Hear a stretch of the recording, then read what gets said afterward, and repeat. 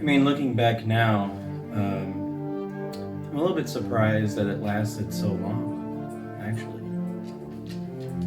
Yeah, so it's just, the nature of the relationship. Long distance. Long distance can really put a strain on the relationship. It's really simple. I mean, I just feel like I have been putting everything into this relationship and I've just received nothing back. Well, that's the thing, isn't it? I have tried to talk to him. It just doesn't work. I think I know what I have to do. I think I know what I need to do. I think we're gonna have to break up. I think we're going to break up. For a while now, I've been reading, mostly from this guy named John Locke. I just love everything that he has to say about these types of relationships. Locke, you've done it again! Through writers like these, I've come to realize that I have rights. We all have rights. Oh man, I'm totally gonna use that. Dear Britt, things have been weird, right? No, Tom, stay strong. I mean, it just feels like we've been fighting all the time and you're just not listening anymore. For so long, I feel like you wouldn't even let me get a word in or a vote in. And you know what, Britt? John Locke was right. I do deserve better. I deserve my rights. So, Britt, it's over.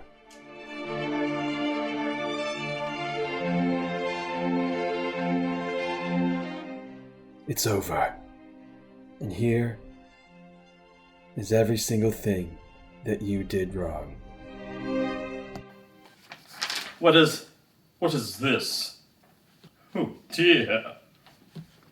Oh dear. I think America just broke up with me. I'm Thomas Jefferson, the writer of the Declaration of Independence. It was me that wrote it, but many others signed it. Many of my ideas came from John Locke, a philosopher. John Locke believed that if a government were to violate the natural rights of the people, then the people had the right to overthrow that government. John Locke believed that these rights were life, liberty, and property. You might have noticed that I had quoted that. It's actually life, liberty, and the pursuit of happiness. It was me that wrote that breakup letter to King George. I deserved it. And I want no scrub.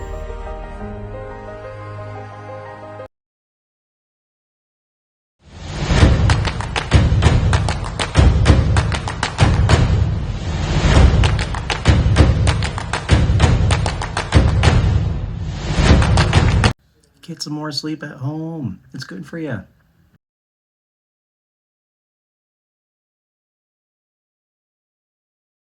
About 10 years after America declared independence, they met at a convention to decide what type of government they would need. James Madison stood up to talk. This is what we do.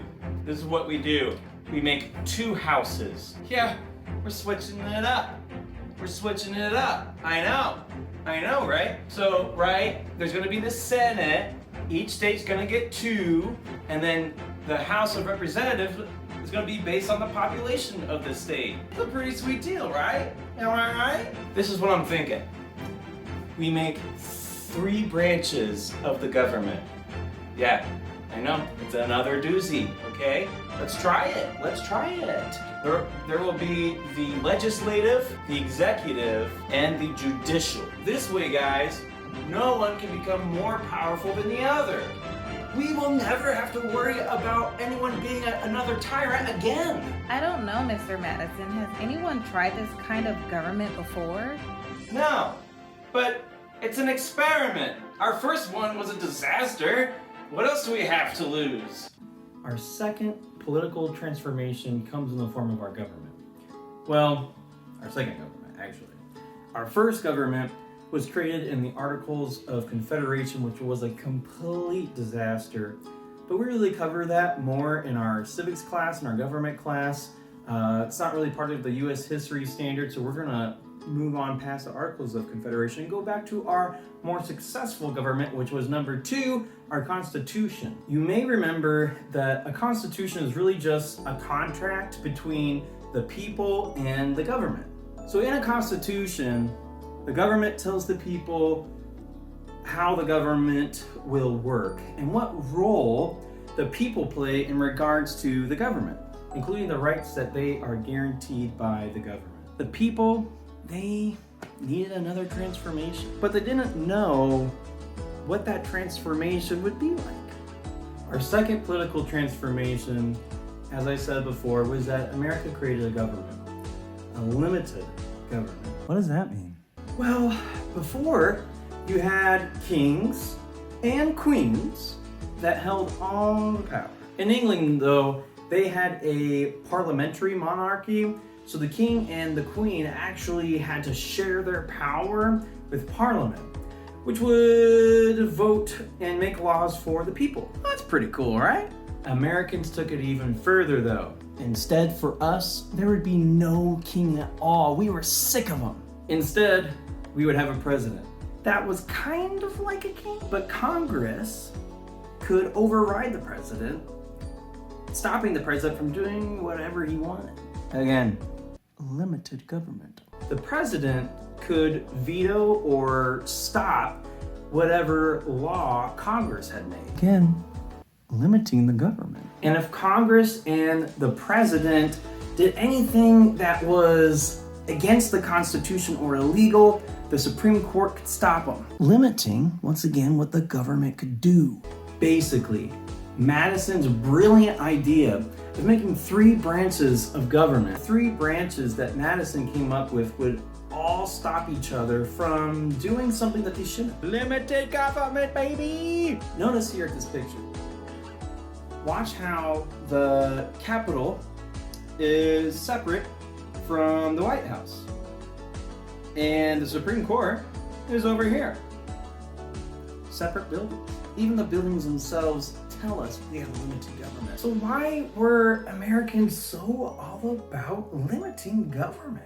You have to keep in mind that essentially Americans saw all of their problems as being caused by a king, King George, the tyrant.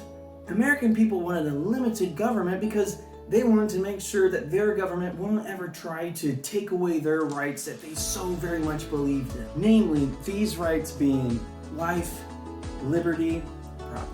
This leads us eventually to the Bill of Rights, which America makes a few years after we create the Constitution. The Bill of Rights is just simply a listing of all the rights that the government guarantees to us, the citizens. These rights include, and these probably sound familiar to you, freedom of speech, freedom of religion, freedom of press, due process of law, and more. Essentially, the Americans transformed their government into a government that would have a hard time being tyrannical or neglecting of the people. Again, the Constitution and the Bill of Rights were created with the idea of limited government, one in which would not be able to become too powerful or monstrous like we saw the King of England. There you have it, folks. Transformation number 2, limited government. Go limited government. America's government was an experiment. Fortunately, this chance that they took, it worked. Aw, America's growing up. America still had a few problems. Namely, America's great shame, slavery. So America said that they believed in equality, life, and liberty. America talked about it.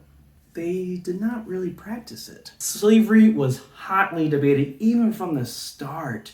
In fact, The founding fathers debated about banning slavery in the Constitution itself, but ultimately decided it was a no-go at that point. You have to remember, folks, America was not done growing. New states were being created all the time. Look here at this early map to show how empty the West was. Some states wanted slavery, some states did not want slavery. New states were being made all the time, so with every new state, people would have to argue about whether or not that state would have slavery or freedom. The first time that this becomes a national issue is in the Missouri Compromise. Compromise is really an agreement that you make between a person in which both of you meet in the middle. Essentially, the northern states that did not want slavery and the southern states that did, they had to meet in the middle. Of course, the South wants more slave states, and the North, they want more free states. In the Missouri Compromise, what was decided was that Missouri would become a slave state. But all the other states north of the 3630 line from now on would be slave-free. All states south of the 3630 line would be slave states. Essentially, folks, this was a short-term solution. Slavery really wasn't decided. The South still had slaves. The North still thought it was wrong that they had them. 30 years later, there would have to be another compromise made. Another meet in the middle between the North and the South. This would be called the Compromise of 1850. I wonder if it was made in 1850. Yes, it was. America once again got some more land, and this time it came through the Mexican-American War. What we had essentially won was Texas, California, Utah, Nevada, all of those states. We got a lot of land. The problem was we had a lot of land to decide what would be free and what would be slave. People argued and argued about this. And where they landed on was that Washington, D.C., the city where the president stayed, would have slavery in it. California would be a free state. Utah and New Mexico territories, those would decide for themselves through a vote if they wanted to be a free state or a slave state. Lastly, a law was made that said that if any slave escaped up north, that Northerners were bound to bring the slave back. Once again, folks, short-term solutions. A little over 5 years after the Compromise of 1850, Congress had to make the Kansas-Nebraska Act. It's almost been 40 years since the Missouri Compromise, and people still had not figured out this whole slavery problem. Problem? Yeah. You see, the South's economy and culture revolved around slavery. In fact, most of the population in the South consisted of slaves. There was work and things that the white people did, and there was work that the slaves did. Owning a slave back then was like owning a sports car. If you had a slave, the ladies would look at you like, oh, see you have a slave there. You must be quite successful. That's pretty hot. Essentially, folks, if slavery came to an end, the South's culture, their beliefs would have to completely change. And they were not going to let that happen. I guess I've always been a little different, a little against the grain. I would say I like things a particular way. And if anyone gets in the way of my freedom, I ain't good with that. Who am I? Yeah, you see, so when Lincoln became president, he was going to take away all of our states' rights. Ain't right. Ain't right. No. The states should decide things. The federal, he's a tyrant. I swears, he's a tyrant.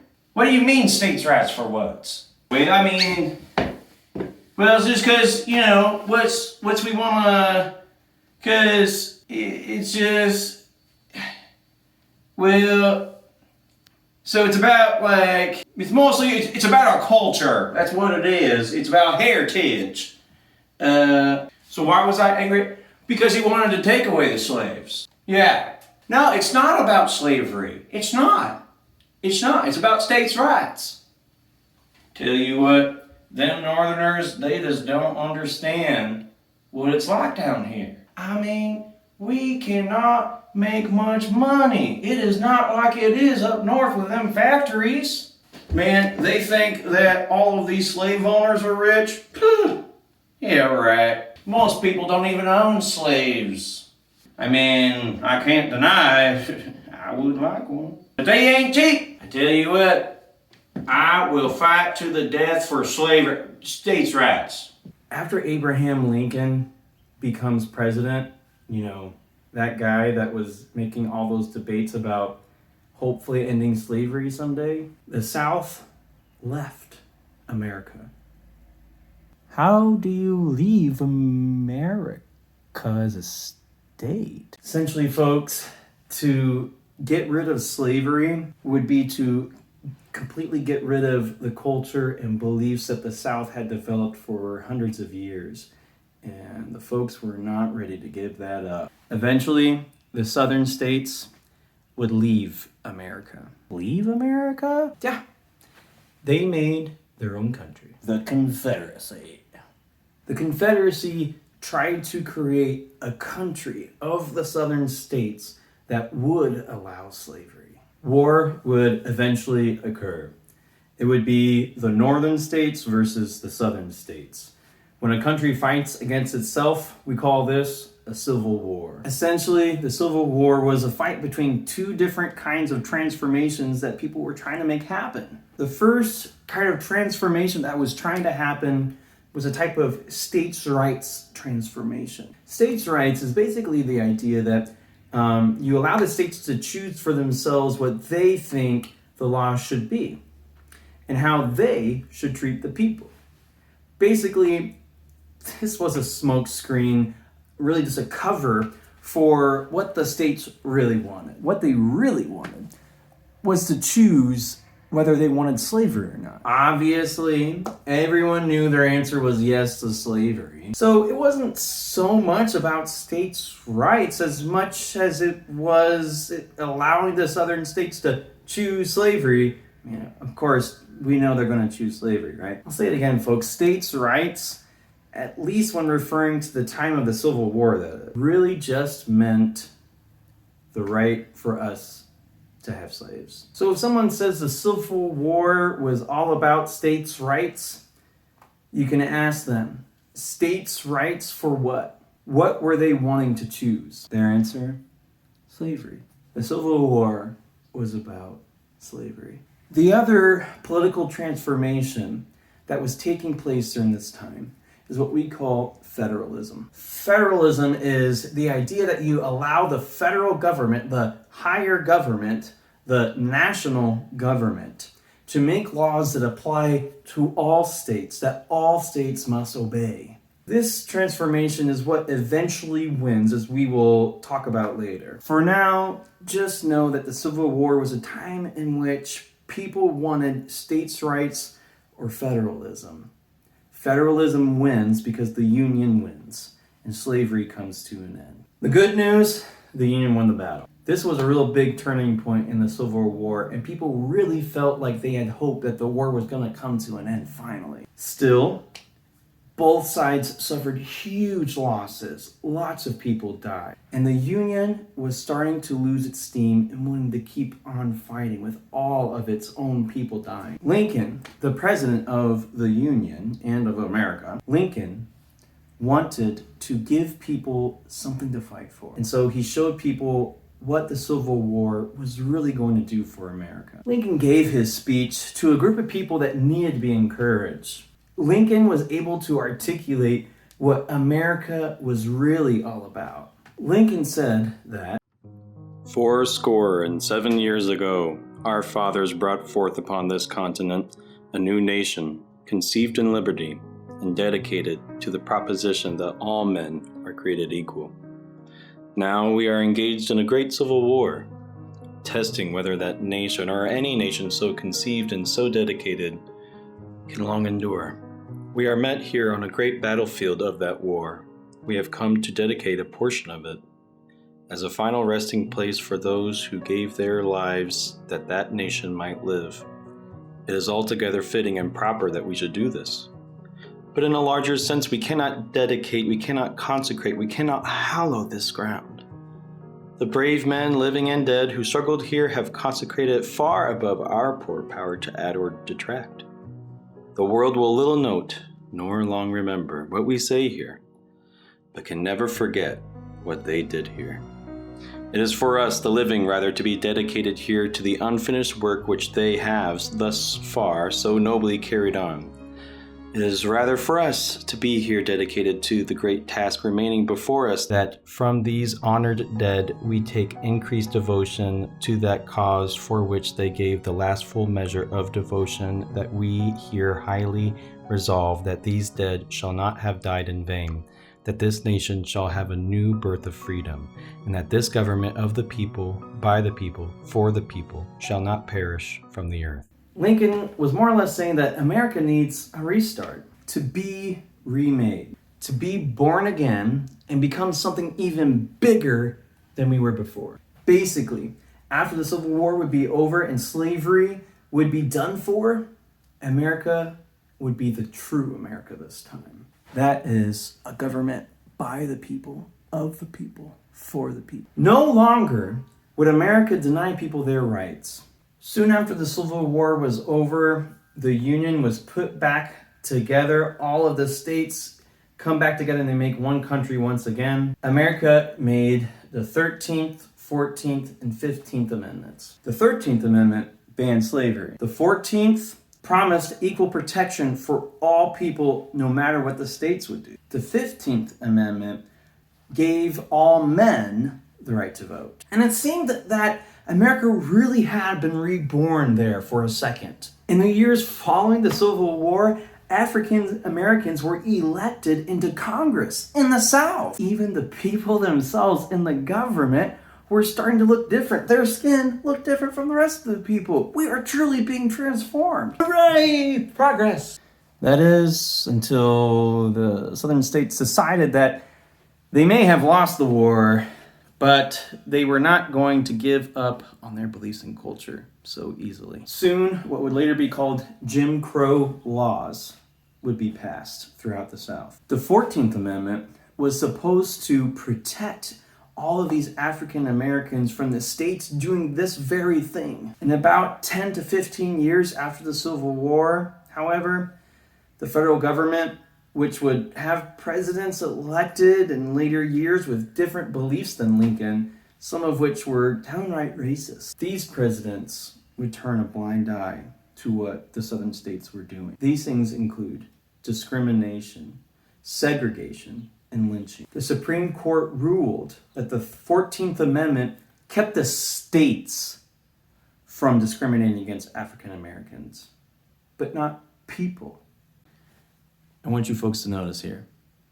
The Supreme Court essentially said, so long as you are not a state, a person, as long as you, person, are not a state, you can treat anyone as you want. All right, let's take a look at the 14th Amendment here. It reads, all persons born or naturalized in the United States and subject to the jurisdiction thereof are citizens of the United States and of the state wherein they reside. No state shall make or enforce any law which shall abridge the privileges or immunities of citizens of the United States, nor shall any state deprive any person of life, liberty, or property without due process of law, nor deny to any person within its jurisdiction the equal protection of the laws. So here's the thing. Did Lincoln's transformation really happen? Did America really go through a rebirth? Doesn't really seem like it has did. And the sad thing is, those African American congressmen that were voted in right after the Civil War, well, that stopped pretty quickly. People in the South pretty much just did whatever they could to keep African Americans out of the government, because if African Americans were in the government, then they would never allow any of the laws that the white people were passing and allowing actions to be done to all of these people, actions that are totally illegal, but they would just turn a blind eye. I mentioned lynchings earlier. Now, often with lynchings, what you have in your head is perhaps some sort of rope that is used to hang someone, right? A lynching is actually just people deciding that someone is guilty before there's even a trial, and they just go ahead and kill them. And this has happened to white people as well as to African Americans. It's often a foreigner, someone that's just different, or it is a real criminal that people knew pretty much for sure that they'd done something, and instead of going through a trial, they just wanted to go ahead and kill them. That stuff actually happened. But in particular, lynchings happened to African Americans. And the crazy thing is, it wasn't just in the South, it was all over. And that's alarming, particularly because this whole Civil War thing was a fight between the South and the North, and the North decided that they were going to be against slavery, but that doesn't also mean that they're going to treat people as equals. I guess that doesn't mean that they are going to obey our Constitution. They're not going to obey our amendments that talk about due process. Due process is simply just a person making their way through the justice system in a fair way. As in, you get arrested, you get told your Miranda rights, you have a fair trial, you are either told you are innocent or guilty, and they give you a fair sentence if you are guilty of that crime. That's ideal due process. Well, notice here how lynchings just take that out. There is no due process. And not only that, but they're taking away someone's life and their liberty. Lincoln had this hope, this dream that America would be reborn. But really, those amendments didn't really help African Americans. And again, it's really just because the following presidents after Ulysses S. Grant, they all just sort of accepted Jim Crow. And the people of the South were very glad to have everything go back to normal. They knew that they couldn't have slavery anymore, but they also knew that they could still control African Americans. They could still only let them do certain jobs, usually the worst jobs, the jobs that often didn't pay well. They would not sell them houses near nice neighborhoods, and the white people would just sort of shove the black folks into areas that aren't so nice. Basically, they tried to make life really, really hard for African Americans. So ultimately, Lincoln's dream didn't really come true. Not at least for another 100 years until another man's dream. So even though we face the difficulties of today and tomorrow, I still have a dream. It is a dream deeply rooted in the American dream. I have a dream. He and many, many, many others, they would have to keep on fighting for all of these rights that were supposed to be given from the start. The problem is that often people think that if you pass a law, then it's fixed. That clearly did not work with the 13th, 14th, and 15th Amendment. Could we say that America has finished its rebirth? Is that true today? Will it ever be true? It's true that America has always at least aspired for those. We've at least written it down several times and said we want things to be equal. In the years following the Civil War, we were going to see a whole lot of conflicts on the road to the civil rights movement. We will get to that later.